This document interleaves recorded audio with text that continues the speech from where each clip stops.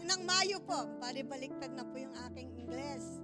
Filipino English po kasi ako, mga kapatid.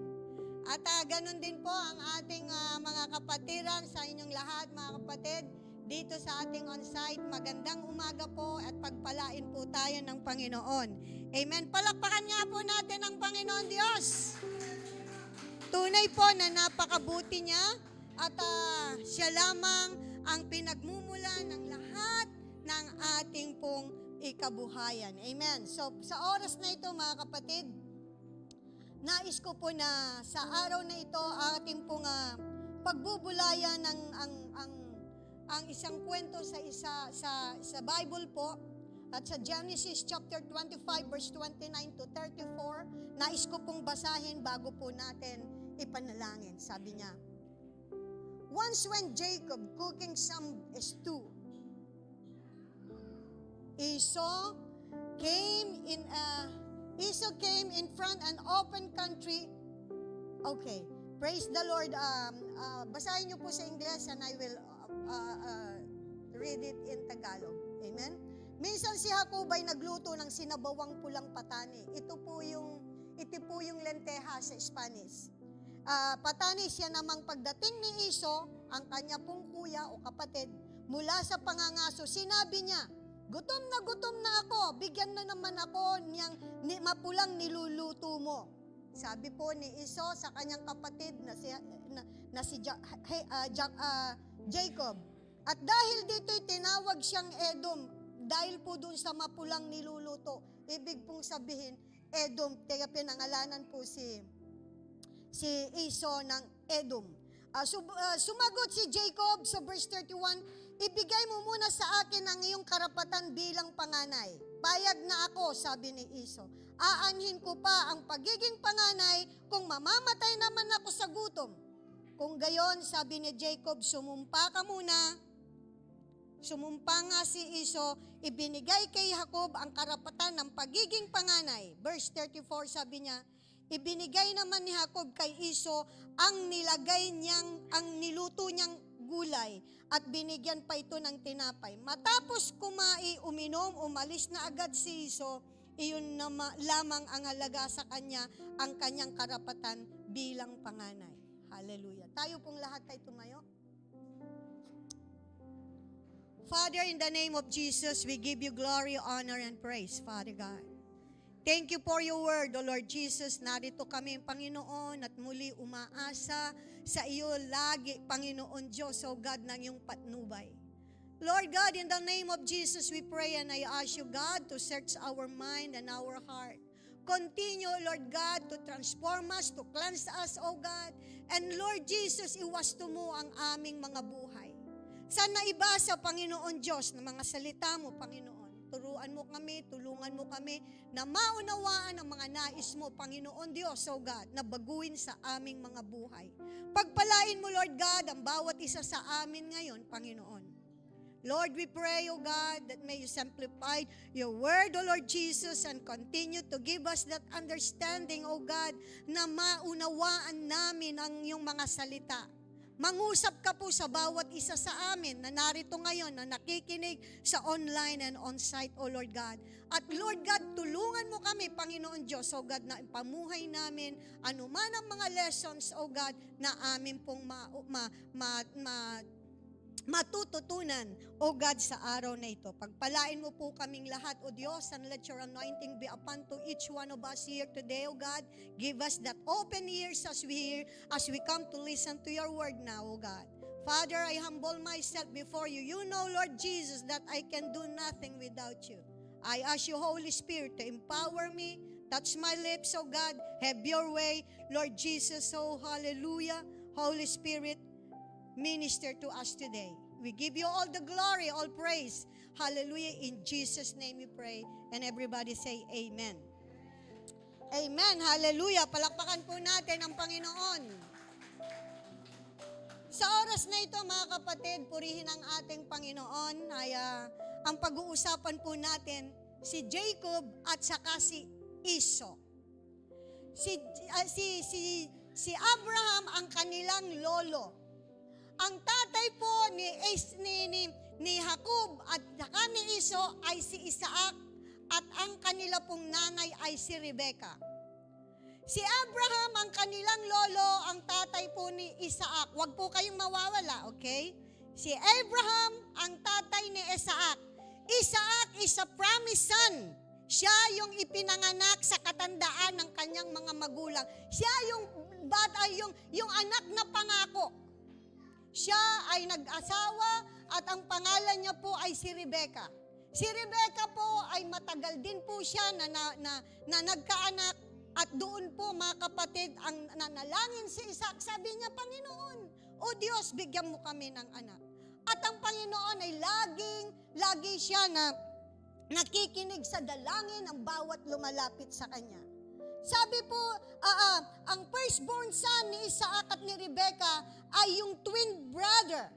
Siya yung mga firstborn nila, pero bagamat sila ay twins o sila ay kambal, merong isa na nauuna. Panganay pa rin yung mauuna. At ang nauna po na panganay ay si Iso. Amen? Dito po sa Genesis chapter 25, verse 21 to 26, sabi po doon, sabi niya, Isaac prayed to the Lord on behalf of his wife because she was childless. The Lord answered this prayer, and his wife Rebecca became pregnant. Amen? The babies jostled each other within her, and she said, why this is happening to me? So she went to inquire the Lord. So dito mga kapatid, nagkaroon, nabuntis po si Rebecca dahil sa panalangin na Isaac. At dito mga kapatid, dalawang sanggol ang daladala sa kanyang sinapupunan. Dahil dito mga kapatid, ganito ang sabi ni Yahweh sa kanila. Sa verse 25, sa chapter 25 verse 23, sabi niya ganito ang sabi ng Panginoon. Dalawang sanggol ang dala mo sa loob ng iyong tiyan. Larawan ng dalawang bansa. Could you imagine? Isang kambal na larawan ng dalawang nation, two nation, larawan ng dalawang bansa na magiging magkalaban. Magiging higit na malakas ang mas bata, which is Jacob, kaysa sa nauna, si Iso. Kaya maglilingkod ang mas matanda sa bata niyang kapatid. So verse 24, dumating ang panahon ng mga anak na siya ng kambal, mamula-mula ang kutis at mabalahibo ang katawan ng panganay, kaya't Iso ang ipinangalan dito. Iso means Edom, is a place. Nang lumabas ang pangalawa, nakahawak ito sa sakong ng kanyang kakambal. Nakakita na kayo ng kambal, lumalabas yung una. Tapos yung isa naman nakahawak sa paan niya, sa sakong niya. Dahil gusto niya siya yung mauna, pero naunahan siya. Kaya parang humawak siya sa sakong. So dito, nang lumabas ang pangalawa, nakahawak sa sakong ang kanyang kakambal, kaya Jacob naman ang itinawag sa kanya. 6 na taon si Isaac noon. 60 years. Si Isaac nagkaanak ng twins, ng kambal. Si Iso po ay mahal na mahal siya ng kanyang ama. Siya po ay siya skillful na hunter, mangangaso. Siya po yung pumupunta sa gubat upang mangaso. Magaling siya na pumana, magaling siya na manghuli ng mga wild animals. Sa Genesis chapter 25, verse 27 to 28, lumaki ang mga bata, sabi niya, naging mahusay na mga ngaso si Iso. At sa kaparangan na halos sa kaparangan, ibig sabihin sa wilderness na siya kung saan nangangaso siya. Si Jacob naman ay tahimik at lagi lang siya sa bahay. Introvert. Nandoon lang siya sa bahay with a soft skin, beautiful, ayaw niyang maarawan, maybe.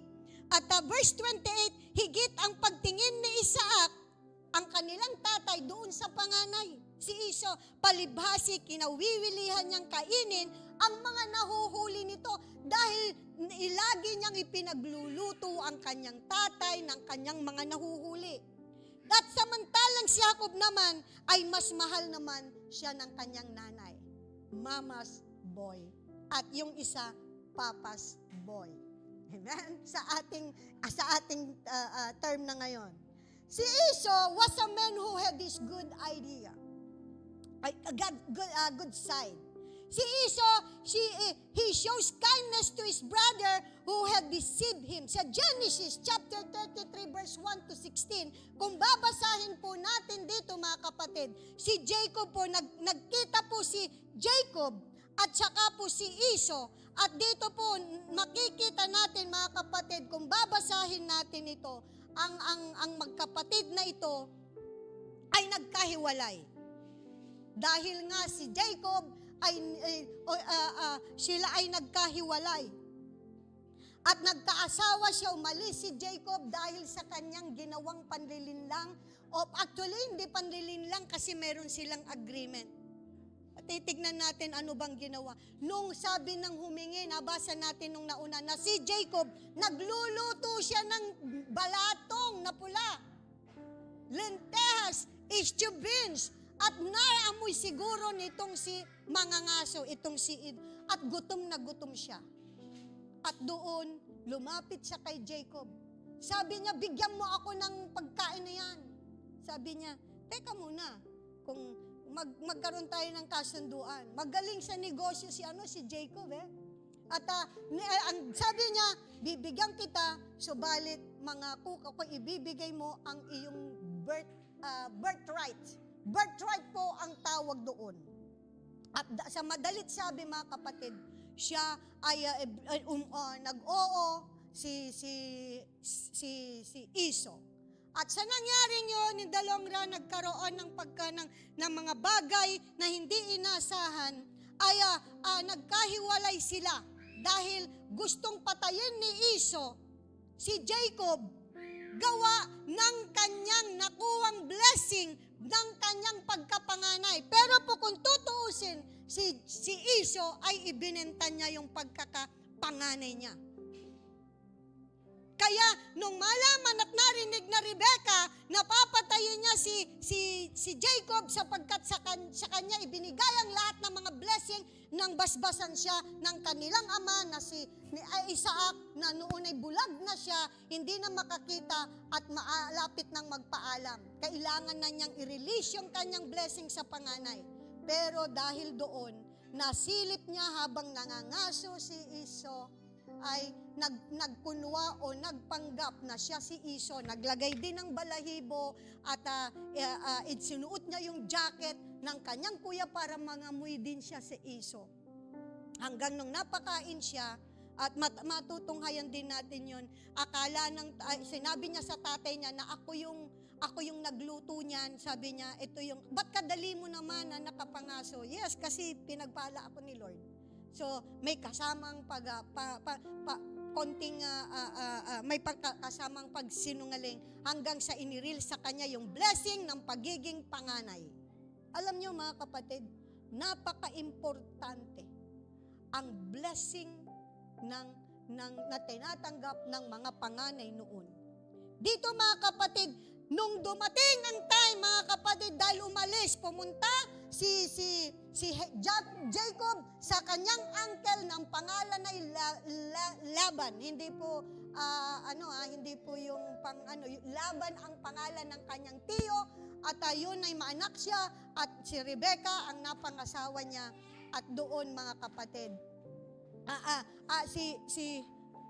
at siya ay nakapangasawa at nagkaroon ng anak hanggang sa umalis siya. Dumami ang kanilang mga hayupan. At nung dumating ang time sa hudyat ng Panginoon, babalik na si Jacob sa Kainaan na kung saan yun ang blessing ng Panginoon, at nandoon po si Esau. Takot na takot po si Jacob na umuwi sa kanila. Dahil natatakot siya na baka patayin siya, abatayin niya ang buong angkan niya. Subalit, mali ang kanyang iniisip. Sa gayon, mga kapatid, ang ginawa niyan na nung bumalik sila, binigyan siya ng space at winelcome siya ni Iso. Kaya nga si Iso ay nagbigay ng pabor sa kanyang kapatid. Maaring ito na rin yung sinabi na blessing sa kanya, kaya lahat ay umaayon na pabor kay Jacob. He helped si Jacob po, mga kapatid, at ang kanyang kuya na si Iso, sila yung naglibing dahil si Isaac po ay namatay sa edad na 180. Nang mamatay na mahinga sa piling ng kanyang mga ninuno, sa piling ng kanyang mga magulang. At inilibing siya ni Iso at saka ni Jacob. Alam niyo, mga kapatid, ito po na kung natatandaan nyo, bakit parang hindi matunog ang pangalang Iso? Gayong kapatid niya si Jacob, na anak ni Abraham. Alam niyo po kasi, kaya maging sa pananalangin, a powerful name when you address it, God of Jacob, Abraham and Isaac. Kung tutuusin mo, dapat Iso. God of Iso, Abraham and Isaac. Pero bakit Jacob? Alam nyo, malalaman natin, dito pag-uusapan natin, 2 occasions he has manipulated by his brother Jacob. Una, the first when Esau sold his birthright for a bowl of pottage. Ibig sabihin, kasi si Esau, mga kapatid, ipinagbili niya, ipinagpalit niya. Isang tao na winalang halaga niya yung karapatan niya na hindi niya naiintindihan.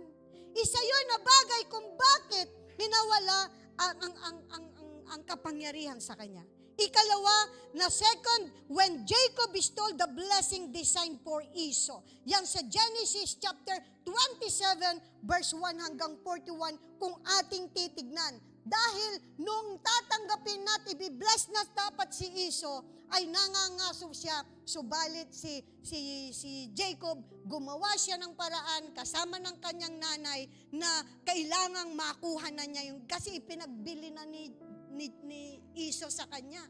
So, nakuha niya. Nang walang paalam na hindi alam ni Esau.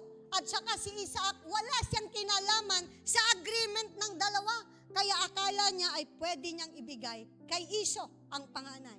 Amen? Sabi niya, the boys grew up and Esau became a skillful hunter. 27.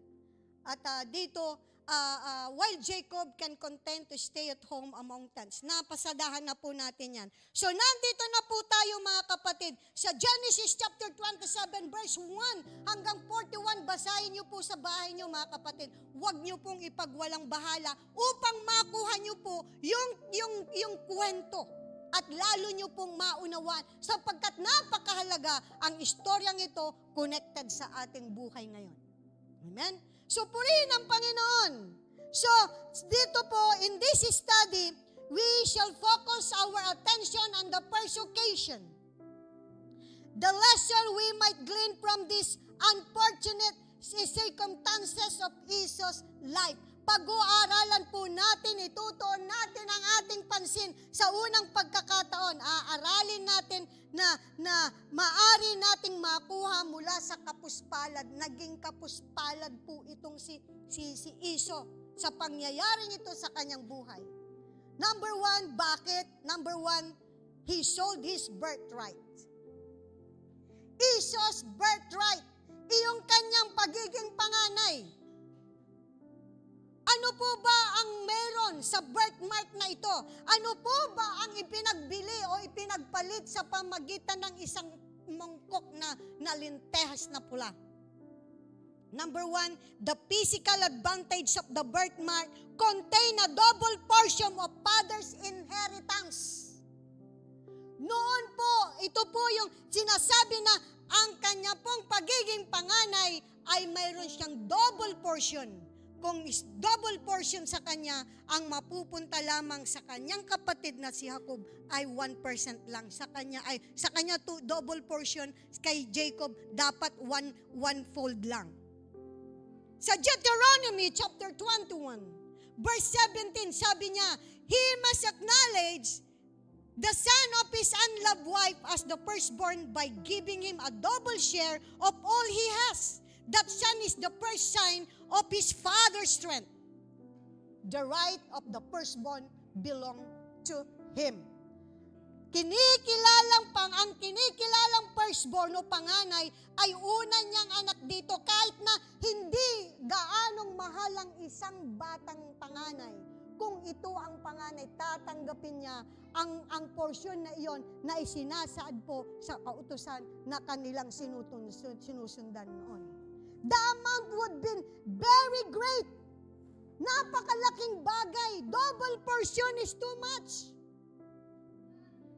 na kanyang mamanahin. Alam niyo kung bakit napaka-great? Si Isaac is a promised child.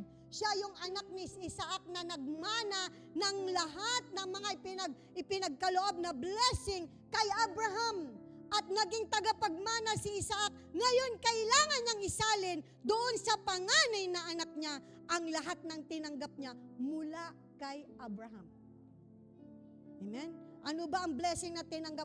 Gagawin si Abraham to be a father of all nations. Hallelujah. Praise God. So dito mga kapatid, sa number 2, Esau move out of Canaan sa Genesis chapter 36 verse 6, 7, and 8. Dito po makikita natin si Esau took his wives, sons. Ang ibig sabihin, sinama ni Esau ang lahat ng miyembro ng kanyang pamilya. Umalis sila doon sa lugar ng Canaan.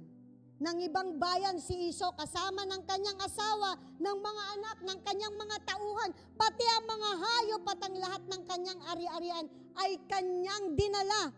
Iniwan niya si Jacob sa Canaan sapagkat ang lupaing ito'y hindi na sapat sa kanilang kawan. Napakarami na ng mga kawan, mga hayupan, sapagkat sadyang pinagpala si Jacob at si Esau ay hindi na sila pwedeng magsamang magkapatid. Natatabunan na siya. So anong ginawa? Si Esau, that is Edom, settled in the hill country of Seir. Lumipat po siya. Ito ay yung katuparan na ang Canaan ay pagpapala na ibinigay kay Abraham, ibinigay kay Isaac, at ngayon ay napunta kay Jacob. Hallelujah! Praise the Lord! Alam niyo mga kapatid, ano ba ang dinadala itong birthmark na ito? This birthmark offered rule and authority over other members of the family for firstborn, but Esau did not receive his blessing. Nakita natin sa Genesis chapter 27, verse 28 to 29. Sabi niya doon, may God give heavens dew and earth's riches, an abundance of grain and new wine.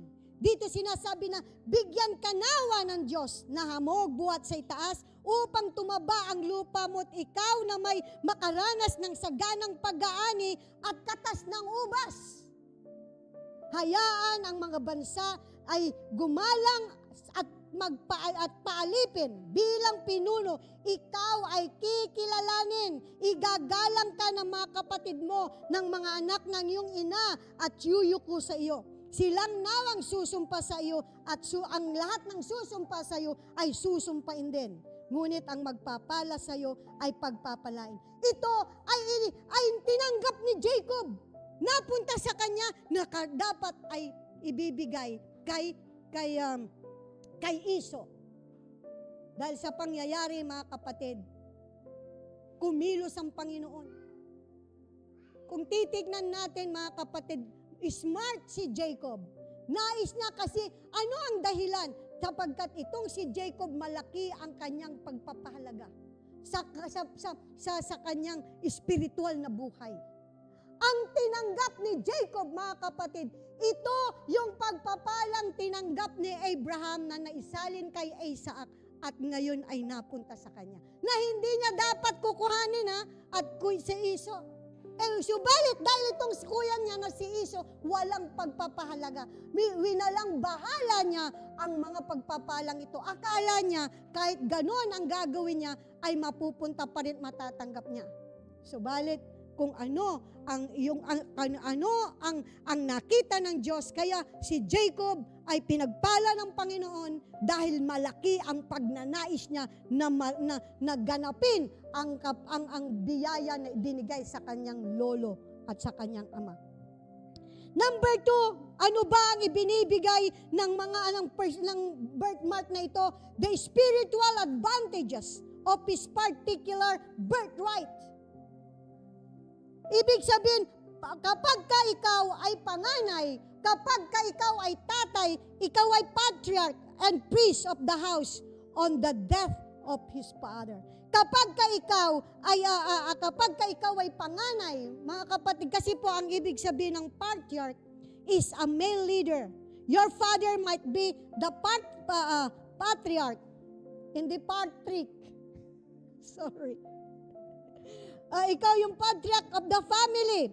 The father is the ruler of the family or tribe. Ikaw yung magiging mamumuno sa iyong tribo, sa iyong tribe, sa iyong clan. Nakita natin, mga kapatid, ano pa ang naibibigay na advantages? Chief of the chosen family, the heirs of the promised blessing. Siya yung pinuno ng pamilyang pinili at tagapagmana ng pangakong pagpapala. Dito sa letter C na po tayo. Please, mabilis lang po tayo kasi marami po ito. Letter C, able to invoke the blessing of Abraham regarding the threefold promise. Kaya napaka smart talagang, maaring talagang nasa kanya kasi sa simula pa lang, doon po sa propesya, hindi pa naisisilang ang dalawang ito, ay nandoon na ang pangungusap na darating ang pagkakataon na yon na yung pinakabata ay paglilingkuran ng makatatanda sa kanya. So, dito nakita natin sa Genesis chapter 28, verse 4, sabi niya, pagpalain ka nawa niya, gayon din ang iyong lahi, tulad ng ginawa niya kay Abraham.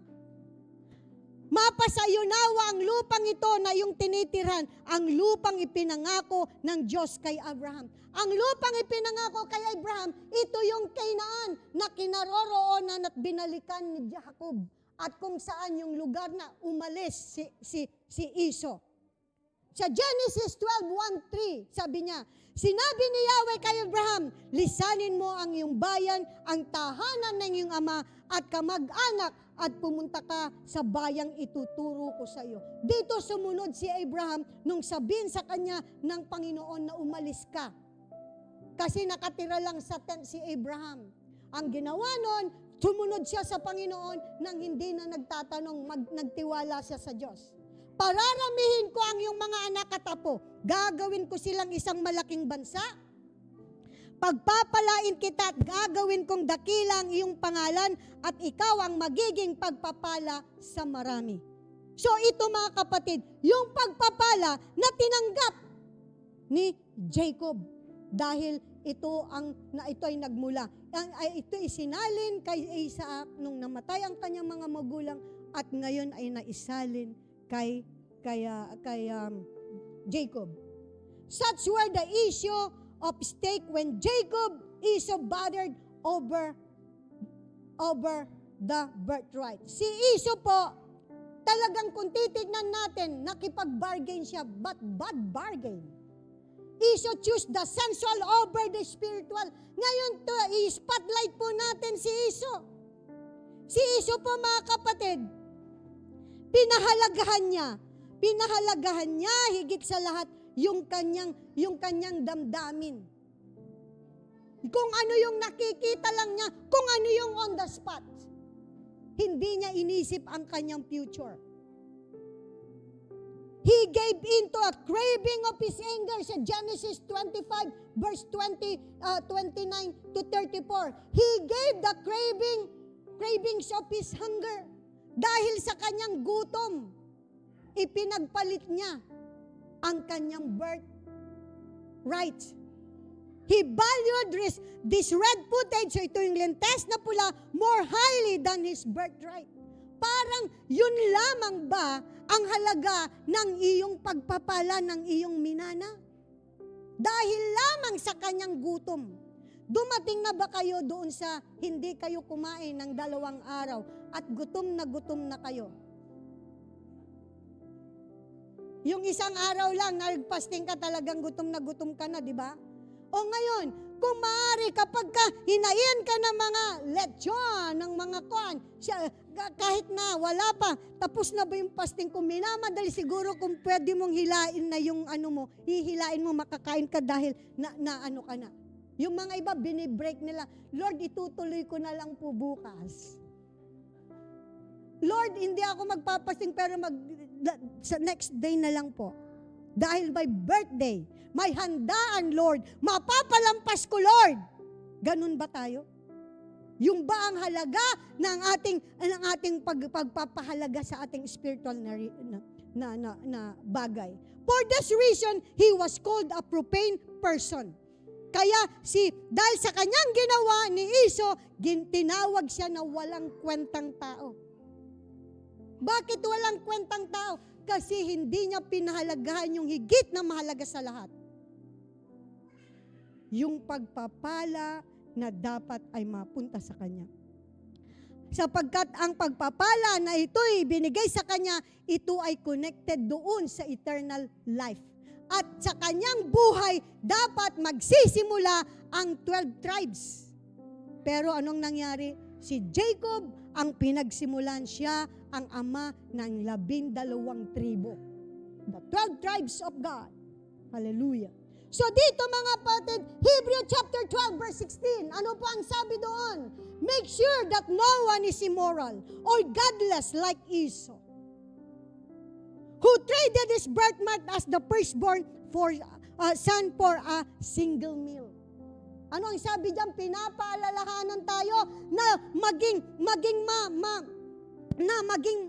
dapat maging matalino tayo, na huwag tayong tutulad kay Esau na sa isang maliit na bagay para laang masatisfied ang ating laman ay ipinagpapalit natin yung ating birthright sa isang bagay na walang halaga kung tutuusin mo.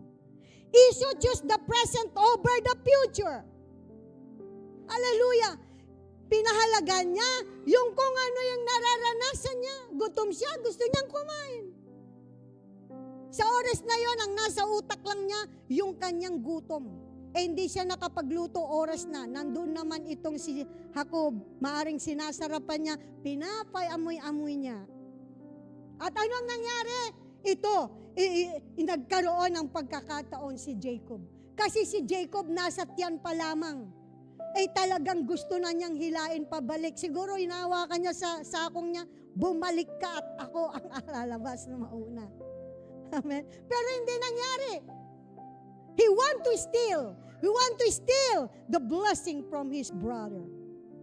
So, he toss away future rewards for present gratification. The pottage may have a swords.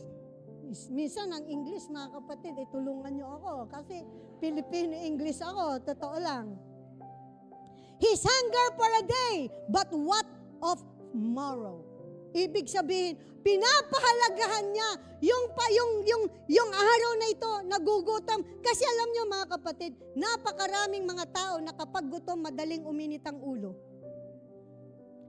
Taas ang kamay, ang mga... Amen. You have to be delivered from that.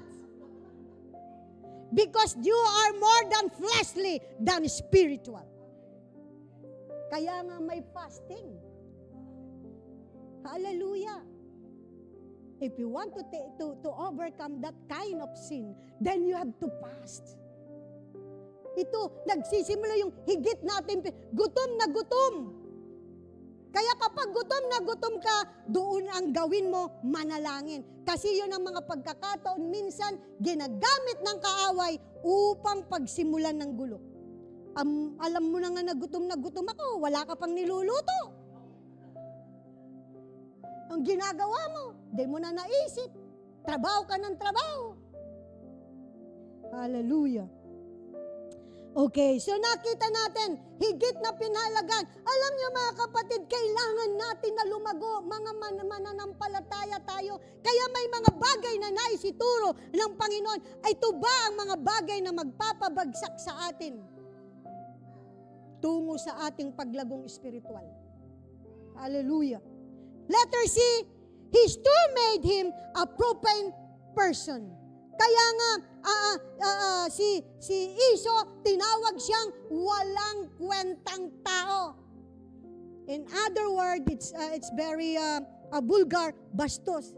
Bakit? Kasi wala siyang pagpapahalaga sa kinabukasan niya, basta't yung ngayon. Kung ano lang yung nakikita niya, yun ang mahalaga sa kanya. Yung hindi nakikita at yung mga future, hindi niya pinapahalagahan.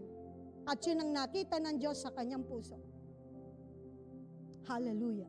Mga kapatid, hallelujah, nakita natin, for temporary physical pleasure, Esau saw this birthright, what a bad bargain. Hallelujah. Thank you for the slides. It's very wonderful. I want to give you medal. Hallelujah, Jesus. Nakita natin, it's a bad bargain. Ito yung bad bargain. Bakit? Sobrang pagpapahalaga. Wala siyang inisip kundi yung gutom niya. Wala siyang inisip kundi yung araw na yun. Wala siyang sinacrifice. Wala siya. Pinili ni Uso ang kasalukuyan kaysa sa hinaharap.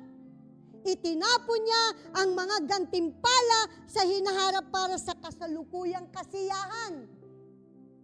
Maaring naibsa ng lentehas o ng pottage na yon ang kanyang gutom para sa araw na yon. Ngunit paano yung kanyang kinabukasan na ipagbilinan niya? Bargain, parang presyo ng ukay-ukay. Hallelujah. What a lost. Hallelujah. Sa kanyang ginawa, siya'y walang kwentang tao. Para sa pansamantala, pisikal na kasiyahan ay ipinagbili ni Iso ang kanyang pagkapanganay.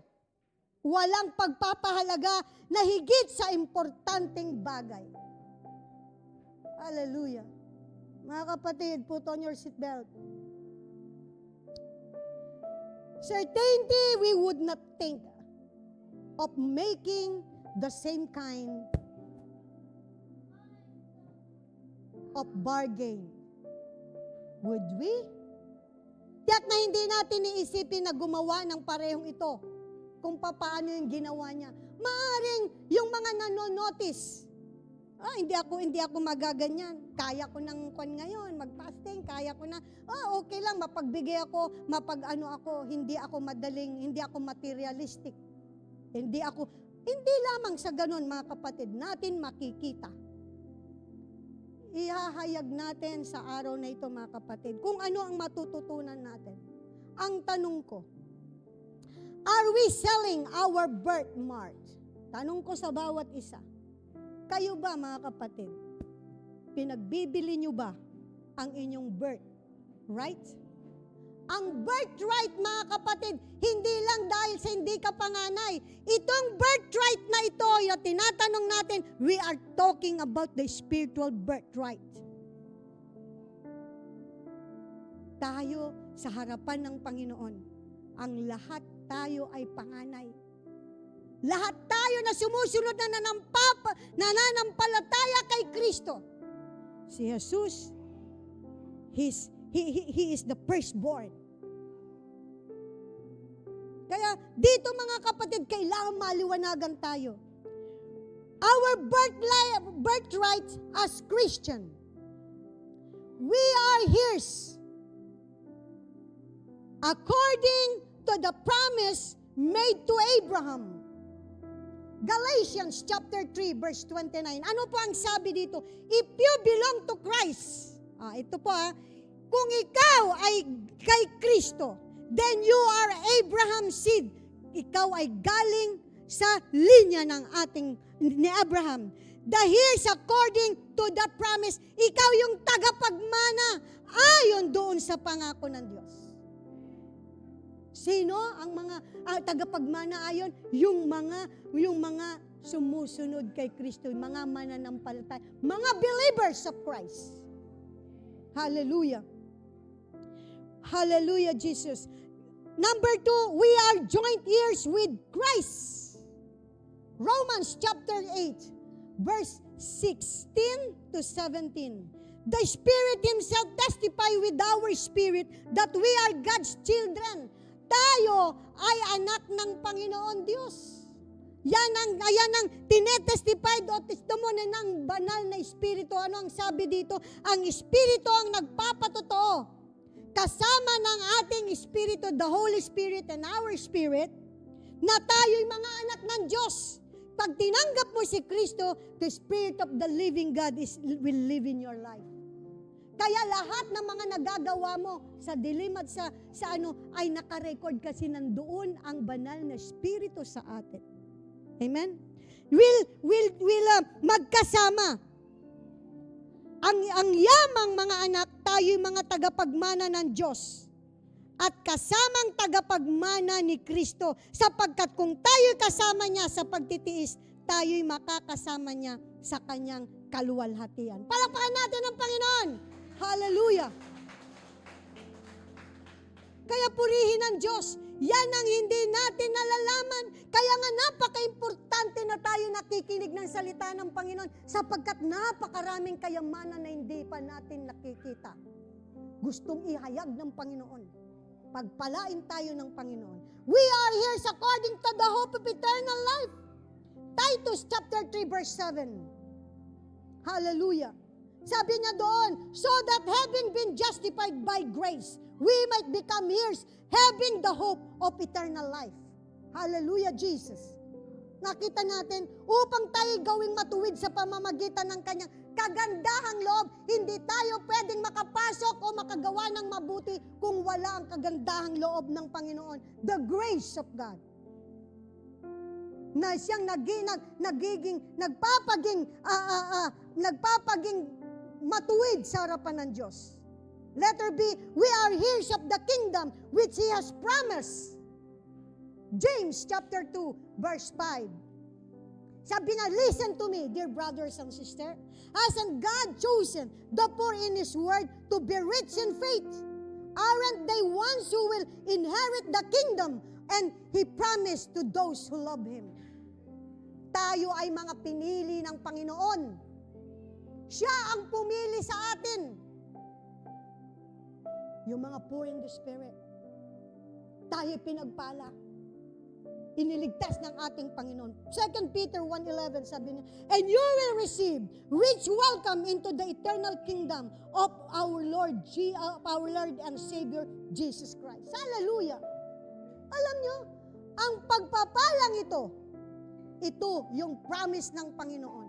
Kung bakit tayo naging Kristiyano, kung bakit tayo naririto, kung bakit tayo kailangan na patuloy na manalangin, kung bakit kailangan nating patuloy na lumakad na may katwiran, dahil dyan. Dahil tayo dapat lumakad doon sa daan tungo sa kaharian ng ating Panginoon. Ang ganitong paraan kayo malugod sa napapapasukin na walang hanggang kaharian. Ang ating Panginoon, ito yung tinatawag na buhay na walang hanggan. Ang lahat ng nananampalataya kay Kristo Jesus, naglingkod, mamuhay ng matuwid, mayroon siyang pagkakataon at karapatan na pumasok doon sa lugar, sa kaharian ng Panginoon. Sapagkat naroon ang ating tagapagligtas na si Jesus. Number 3, in Him, all things are ours. Revelations chapter 21, verse 7, those who are victorious will inherit all this, and I will be their God, and they will be my children. Sa lahat na magtatagumpay, ay sila ang makakatanggap ng pagpapalang iyon, at sasabihin niya na, ako ang inyong Diyos, at kayo ang aking mga anak. Hallelujah, Jesus. Our inheritance is incorruptible, undefiled, that does not fade away, reserved in heaven. Yan yung ating patutunguhan sa lahat ng magtatagumpay at sa lahat ng tapat na naglilingkod sa ating Panginoon. Mga kapatid, Tanong ko kung darating ba ang Panginoon ngayon, naka-prepare ka na ba? We have to prepare every day. You do not know what will be tomorrow. Marami ang nagsasabi, hindi pa darating si Lord. Hindi pa yan darating. Huwag kang mag-alala. Kahit sinasabi ng darating na, paano kung hindi pa nga siya dumating, ay namatay ka na? Hindi ka nakapag-prepare. Hindi ka mararapture.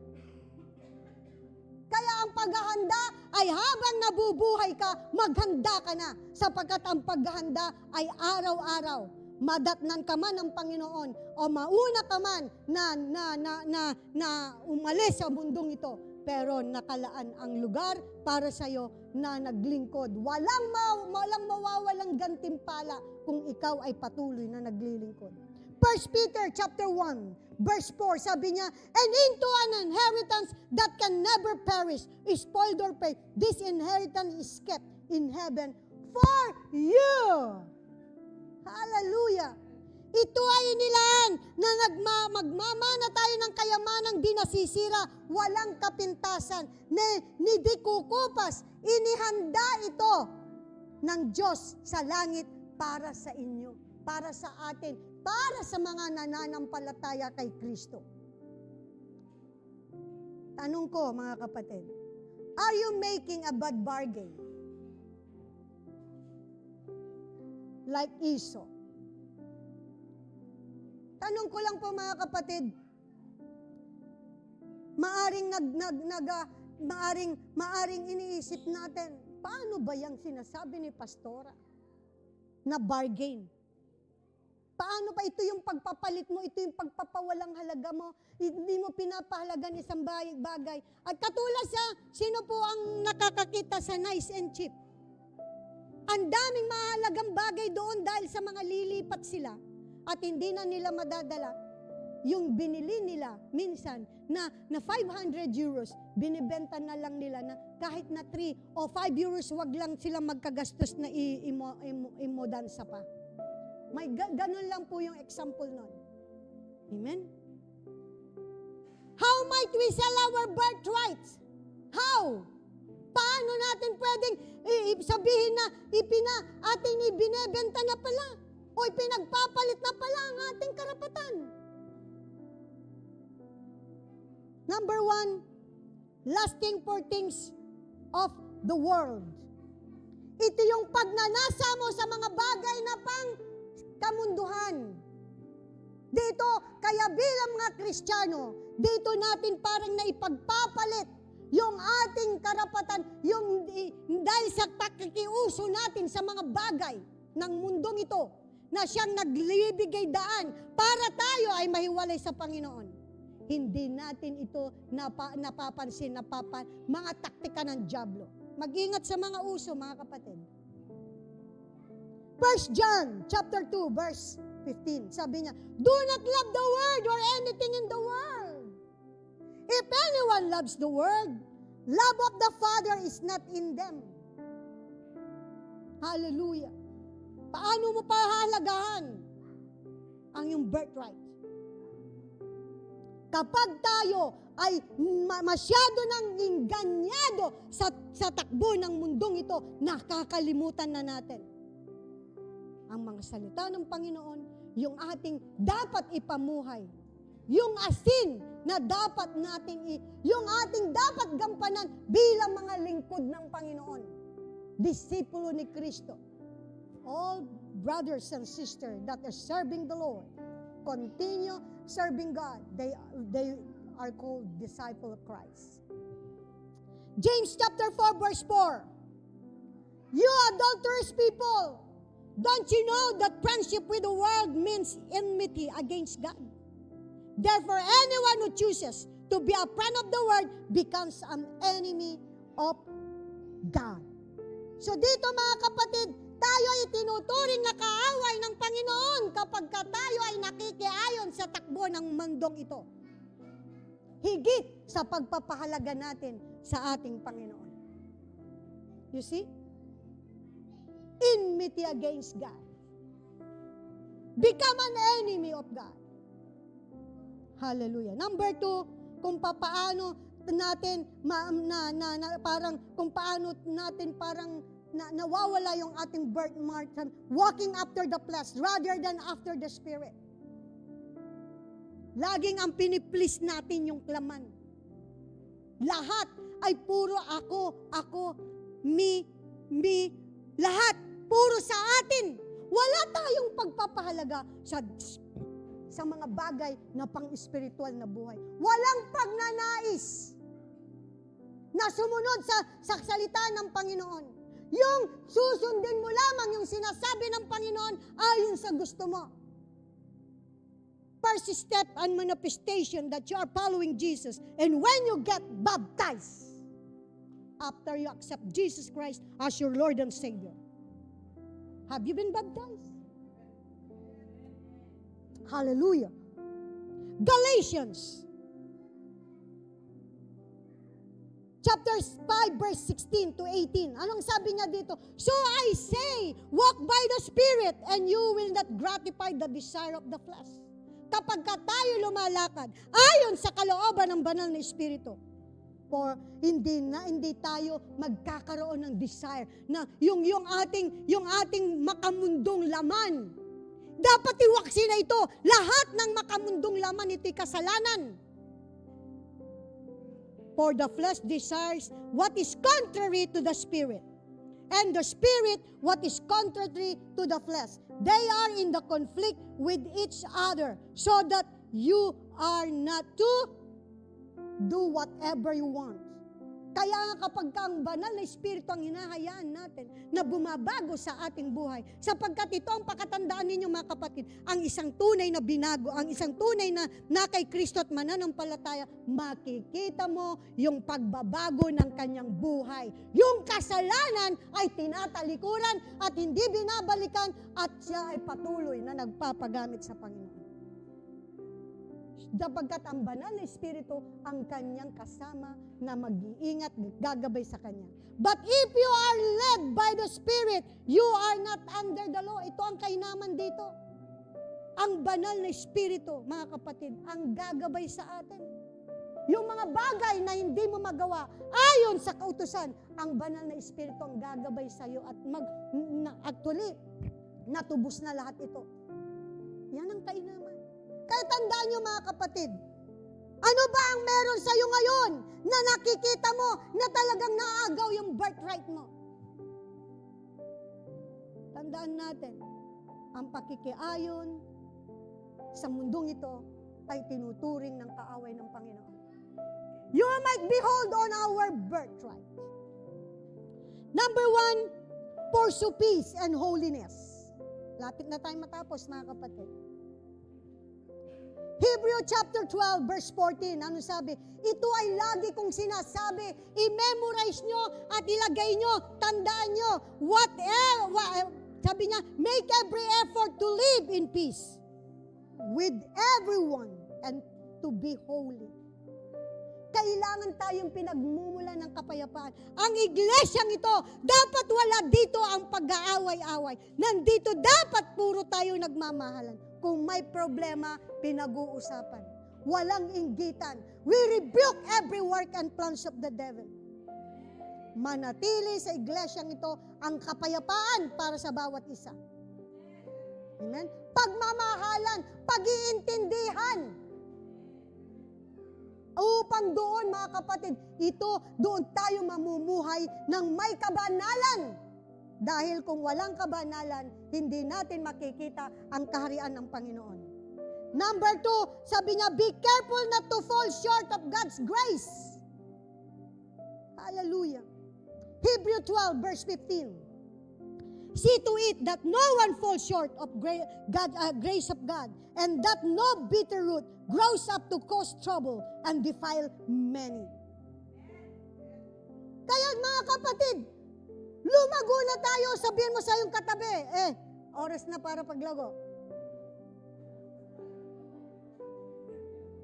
Kasi minsan yan ang pinakamahirap sa isang Kristiyano, yung paglago. Kasi hindi natin ini-interes. Kapag kang isang tao mabagal lumago, kasi hindi niya ini-interes. Kasi baka may masabi sila sa akin, natatakot tayo sa persecution, na ayaw nating lumago dahil nag-secret Christian tayo dahil ayaw natin na makita na may makakakita sa atin. Agpastor ka din. Sorry, mali yung Ilocano ko eh. Tatawagin kang pastor, it doesn't matter, praise God. Tatawagin ka na disciple, amen. Ang importante magningning sa'yo si Kristo. Huwag kang mahihiya sa mga tao. Kung magalit sila sa'yo, ang ingatan mo, yung magalit sa'yo si Lord. Palakpakan natin ang Panginoon. Number 3, exercise discipline and godliness. 1 Timothy chapter 4 verse 7. Sabi niya, huwag mong pagaksayahan ng panahon ang mga alamat na walang halaga. Sa halip, sanayin mo ang iyong sarili na makadiyos na pamumuhay. Ano pong ibig sabihin? Marami ang nalalaglag dito, mga kapatid. Winawalang halaga nila ang katotohanan ng salita ng Panginoon. Hallelujah. Mga kapatid, maliwanag ang salita ng ating Panginoon. We are now in conclusion. Ating bulayin, mga kapatid. Esau made a mistake of depreciating the value of his inheritance. Na-depreciate. Na walang halaga lahat. Ang lahat ng kanyang mana. At isa pa, succumbing to the desire of the flesh. Anong ginawa niya? Pinahalagahan niya kaya hindi siya makaahon sa desire ng kanyang laman. Dahil yun ang kanyang pinahalagahan. Ano pa? Number 2, we can make a similar mistake. Not appreciating the value of our inheritance in Christ. Kapag dito tayo malalaglag na katulad ni Esau, kapag hindi natin pinapahalagan, binibigyan ng value ang mga mana na ibinigay ng ating Panginoon sa pamamagitan ni Kristo Jesus. Pero nyo, daming mga inheritance na ibinigay, igit sa lahat. That inheritance, that spiritual inheritance, yung buhay na walang hanggan. Pag sinabing buhay na walang hanggan, hindi ka na masusunog sa impyerno. Yun lang yun. Hallelujah. Number 2, giving it into a lure of immediate gratification to the flesh. Dito, mga kapatid, kailangan natin na italikuran na ang mga bagay na nagbibigay ng kasatisfaksyon ng ating laman, mga kapatid. Are you in danger of selling your birthright as Christian? Mga kapatid, saliksigin natin ang ating mga sarili. Marami tayong napakinggan. Marami nang inihayag ang Panginoon. Pero ang tanong, sumusunod ka ba? Nakikinig ka ba? Ang tunay na nakikinig na Kristiyano ay yung nagsasagawa, hindi lamang nakikinig, hindi lamang nakatingin, kundi ipinamumuhay ang salita ng Diyos. If you are not careful, the time will come when it's too late.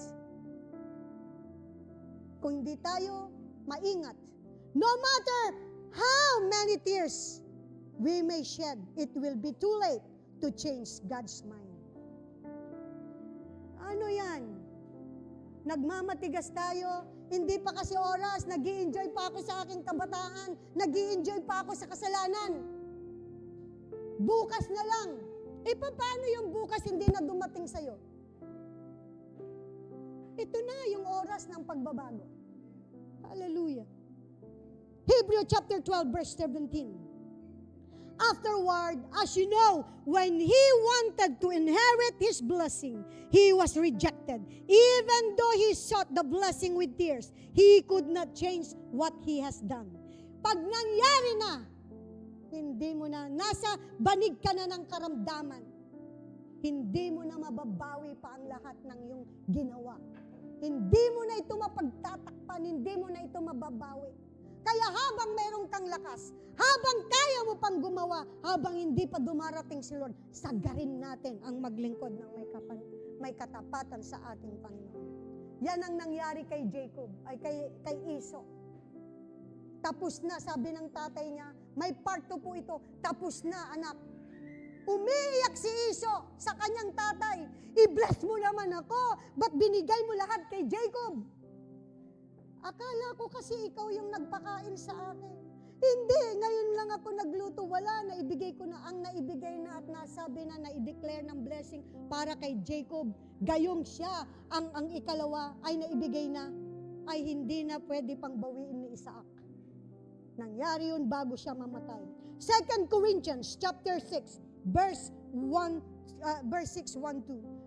We then, as worker together with him, also plead with you not to receive the grace of God in vain.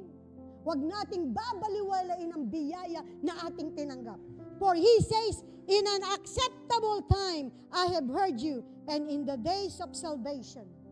Behold, salvation I have. Behold, now is the accepted time. Behold, now is the day of salvation. Ano ba, mga kapatid? Our birthright as Christian is to inherit all that God is in Christ. Ingat mga kapatid, dito marami ang nalalaglag. Higit na pinahahalagahan. Ang trabaho. May trabaho na nagpa-part-time pa. Wala na siyang time kay Lord. At pagkatapos, Lord, naiintindihan mo naman ako. Ang Lord maintindihin yan. Pero hindi na pwede na konsintihin ka sa mali mong ginagawa. Tandaan natin mga kapatid, dito natin naibebenta o naipapalit o napapawalang halaga ang ating birthright as a Christian, as a child of God. Tandaan natin mga kapatid, ang mundong ito ay temporary. Marami nang nangyayari ngayon. Higit na mahalaga ngayon, ang humayo ka at ipahayag ang salita ng Panginoon. Gawin, ganapin ang mga bagay na nais ng Panginoon sa ating buhay. Kung ang trabaho mo ang nagbibigay sa'yo upang hindi ka na makapaglingkod sa Panginoon, mag-isip ka. Dahil baka habang nagluluto ka, habang naglilinis ka, nag-iisis ka, biglang dumating ang Panginoon. Pagod na kasi ako, Lord 17 hours tayo nagtatrabaho dahil sa part-time. Pagkatapos darating ang Panginoon, pagdating mo sa bahay, antok na ako. Lord, magpipray 30 minutes, pagod na. Dahil sa kapaguran, kumain, hindi na nag-pray. Mag-ingat tayo mga kapatid. Alin ang mahalaga sa'yo? Katulad ba ni Jacob? O katulad ba ni Esau? Shall we all stand?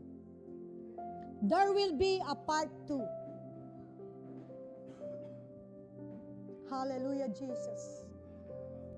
All glory belongs to God. Be exalted. Ang mga amo ba natin ang umaagaw ng kahalagahan ng Diyos sa ating mga buhay? Kapag ganun, you are like Esau. Si Jacob, pinahalagahan niya ang mana na tinanggap ng kanyang mga magulang. Kaya sa kanya nang galing ang 12 tribes. Tatalakayin natin the next time upang higit nating maunawaan, mga kapatid. Sa pagkakataon na ito, mga kapatid, higit na mahalaga ang ating spiritual na buhay. Dahil hindi mo alam, bukas makalawa, magpapaalam ka na. Pero ang tanong, nakahanda ka ba? Alam mo ba kung saan ka pupunta? Sa mainit o sa air condition? Mamili ka kung saan ang gusto mo. Hallelujah, Jesus. Shall we all sing? Mawit tayo. Have you prepared something? Hallelujah, Jesus. Blessed be your name. Ngayon sa oras na ito, mga kapatid, ito yung pagkakataon na patuloy tayo na magbulay. Lord, Hindi ka ba natatakot, kapatid, na biglang dumating ang Panginoon, hindi ka pa humingi ng tawad, hindi ka pa nanumbalik kay Lord, hindi mo pa tinalikuran yung binabalik-balikan mong kasalanan? Naiintindihan ako ni Lord. Naiintindihan ka ni Lord. Ikaw ang hindi nakakaintindi. Huwag nating i-manipulate ang katapatan ng ating Panginoon. If you have to repent, repent now while you have time. Hallelujah, Jesus. Taas natin ang ating mga kamay. Ask the Lord to forgive you. Ask the help of the Holy Spirit. If you cannot do it, to turn back away from your sin. Ask the Holy Spirit to help you, to transform you. Hallelujah. Hallelujah, Jesus. We praise, worthy is your name. Worthy is your name, Jesus. You deserve the praise. Worthy is your name. Your name, Jesus. You deserve the praise. Worthy is your name. Worthy is your name. Hallelujah, Jesus. Glory and honor and praise. You deserve the praise. Father, in the name of Jesus, we speak to each and every soul that is here, that you are here. Father God, hallelujah, Lord. Saliksikin niyo ang puso ng bawat isa, O Diyos. Ama, nakikita mo ang aming mga gawa. Minsan, Lord, gustong-gusto namin talagang maglingkod sa iyo. Subalit sa tawag ng laman at higit na pinahahalagaan ng tawag ng kamunduan na ito, natatalikuran ang aming bagay na dapat sa iyo lamang po, Panginoon, maialay. Father, in the mighty name of Jesus, we pray, O God, that may you continue, Lord, to touch each and every heart. Lord, in Jesus' name, I pray, O God, to this congregation. You have appointed me, O Lord God, to shepherd these flocks, O God, in the name of Jesus. But you are the shepherd, Lord Jesus, and the Holy Spirit. I pray earnestly, O God, and I'm asking you, Father God, Lord, help us, O Father, na sumunod ayon sa kalooban mo. Nalalapit ang iyong pagdating. Nais namin maging handa. Kaya Lord God, patuloy mong ipaunawa sa amin na higit na mahalaga ang spiritual na buhay kaysa sa bagay na nandito, Panginoon. Sapagkat Lord, temporary lamang ang lahat ng bagay na naroon sa mundo nito. Maging ang pinakamayaman. Hari ka man o prinsesa o reyna. Ang lahat ng ito ay hanggang sa lupa lang. Ama, sa pangalan ni Jesus, ang higit ng halaga, kami na itunuring mong anak, tagapagmana kay Kristo Jesus, purihin ang iyong pangalan, Panginoon. Patuloy mo kaming hubugin. Patuloy mo kaming patatagin. Ama, magkaroon, O Diyos, ng kapayapaan at patuloy na pagmamahala ng bawat isa. Bilang isang katawan, na si Kristo ang ulo, sa Panginoon, pagpalain mo ang iglesia nito. Gamitin mo kami na may pahayagan yung mga salita ng mga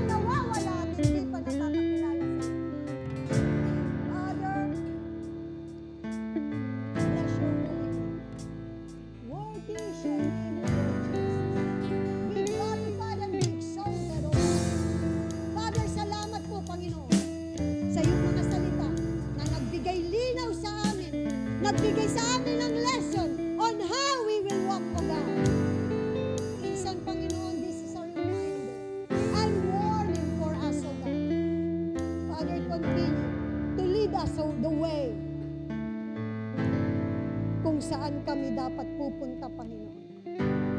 Your word, O God, is a lamp to our feet and light to our path. Continue to guide us and lead us, Lord. Ang lahat ng kapurihan, Panginoon, ang lahat ng pagpasasalamat, ang lahat ng pagsamba, Panginoon, sa iyo lamang po namin ibinibigay. Pagkaisahin mo kami sa isang espiritu, sa isang pag-ibig at pagmamahalan, O God. Hallelujah, Jesus. Sa oras na ito, sino man ang nakikinig sa online at gusto mo na matanggap ang ipinangakong pamana ng ating Panginoon kay Kristo Jesus, sumunod ka sa dalangin ito. Ito ay panalangin para sa iyo upang magkaroon ng relasyon sa ating Panginoon. Walang religion na makapagbibigay ng kaligtasan sa iyo, kundi ang relasyon sa ating Panginoon. Ama, sa oras na ito, sumunod ka, Panginoon, sa oras na ito. Ako po'y nagpapasalamat sa iyong kabutihan, sa iyong pagmamahal sa akin. Sa ginawa ni Kristo sa krus ng Kalbaryo, tinubos lahat ang aking mga kasalanan. At Father God, pinatawad mo ako. Dahil sa iyong kahabagan, tumanggap ako ng biyaya. Doon sa krus ng Kalbaryo. Panginoong Jesus, pumasok ka sa puso mo. Manahan ka sa akin. Tinatanggap kita bilang aking Panginoon at tagapagligtas. Hinihiling ko sa banal na Espiritu na pangunahan ang aking buhay. Samahan ako sa araw-araw ng aking paglakad. Ikaw lamang ang maitaas. Tulungan mo ako. In the times na madapa ako, ikaw ang mag-aawin sa akin. Ama, ipinagkakatiwala ko sa iyo ang aking buhay, ang aking kaluluwa. Isulat mo sa aklat ng buhay ang aking pangalan. Ikaw ang aking paglilingkuran habang ako'y nagbubuhay. Salamat po sa pangalan ni Jesus. Father, we thank you and we bless you. We exalt your holy name. Thank you for the salvation you have given us, O God. Be glorified and be exalted. Shall we raise our hands together? Father, buksan mo ang durungawan ng langit. Tulad ng pangako mo na huwag kaming mangingiming lalapit sa trono ng iyong biyaya. So Lord, we pray and we ask that may you pour out upon this church, upon to each and every one, O God, and to the people, O God, who are watching right now, sa mga kapatiran. Lord, pour out your abundant blessing, spiritual, O God, and guide us and lead us, Lord. The gift of the Holy Spirit, that we may be able, O God, to live a life holy, O God, until you come, Lord. Thank you, Father. Tanggapin ang bawat isang kanyang portion in the name of the Father, and of the Son, and of the Holy Spirit. Everyone who believes will receive. In the name of Jesus, we give you all the praise. To you alone, O God, in Jesus' name. And everybody say amen. Palakpakan po natin